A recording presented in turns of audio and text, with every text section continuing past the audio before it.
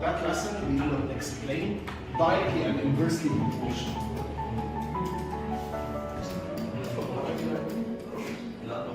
So, I want to ask a question.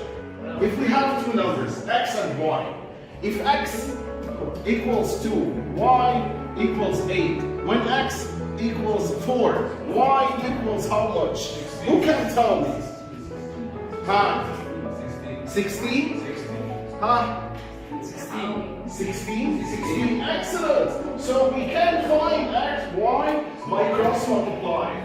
Then 8 times 4 equals 32, 32 divided 2 equals 16. Understood? Divided. So 8 times 4 divided 2 equals 16. 8. Yeah. So we have another example. If we have x and y, when x equals 2, y equals 8. When x equals 4, y equals how much?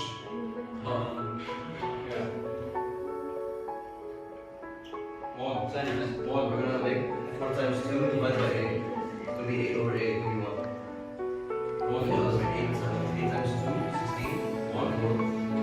What is that? 8 times 2 over 4. Aywa. So excellent, x equals to 4. Why? You reverse that U-turn. So in inversely proportion, you will make a U-turn. U-turn. So 8 times 2 divided 4 equals this number, equals 4. So we will notice here that if we have in the direct proportion a multiplication between the values of x times 2, so we will notice that in y we will have the same product. So times 2. Here in x, if we have multiplied by 2 for x in the inversely proportion, so we will have a divided 2 in y in the inversely proportion. In directly proportion, لازم, has, must pass through the origin and increasing. In inversely proportion, must pass through the origin and decreasing. So we have two graphs of the directly and inversely. In directly proportion, must pass through the origin and increasing. And here, must to pass through the origin and decreasing.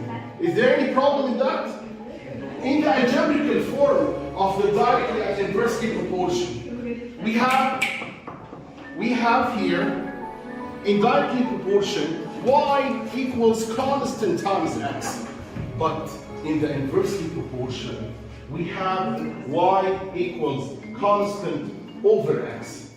So the relation algebraically here, if we have directly proportion, so we will have both variables in the numerators. Okay? In inversely, we will have one variable in the numerator and the other value in the numerator.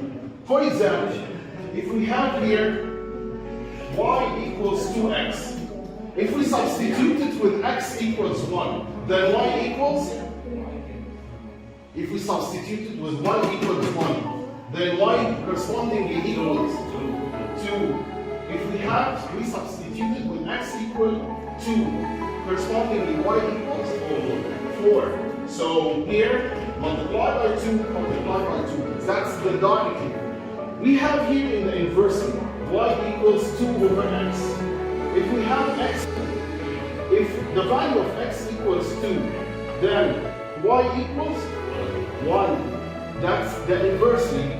Divide times 2 corresponding to divide. The relation between directly and inversely, you remember the triangle, famous triangle, that more famous than Ahmed Ezzat, you know Ahmed Ezzat? That triangle is more famous than Ahmed Ezzat. Let's understand. If we have, you know, the triangle that says distance, speed, and time. You know that speed equals distance over time. So the speed and distance are directly proportional. يعني if the distance increase, the speed increase. If the speed increase, the distance I'm carrying increase. صح. If the speed decrease, the distance I'm carrying is decrease. صح. Also for time. If the speed increase, the time will be shortened. the time increase, the speed will be lower.